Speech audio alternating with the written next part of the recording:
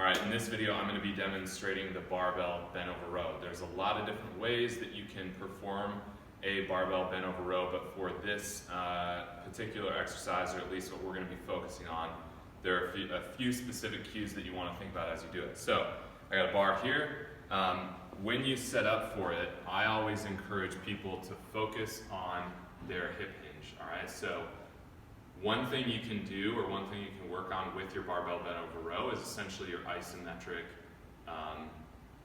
hip extension position. So I'll show you what that looks like as I get into this. So barbell, I generally encourage people to deadlift it to the top when they start the movement. So you'll deadlift it to the top, then from there you do your hip hinge, and I'm going to turn to the side so you can see it here.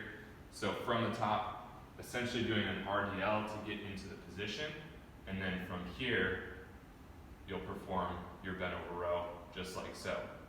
So as I'm in this position, this is where that isometric hip strength comes into play, and making sure that as you row, you're not actually moving the hips to get the bar up. Not that's necessarily bad, but for the purpose of this exercise, we're trying to focus on pure pulling strength from the upper body, which means we're not involving the lower body in this movement. And that is the barbell bent over row.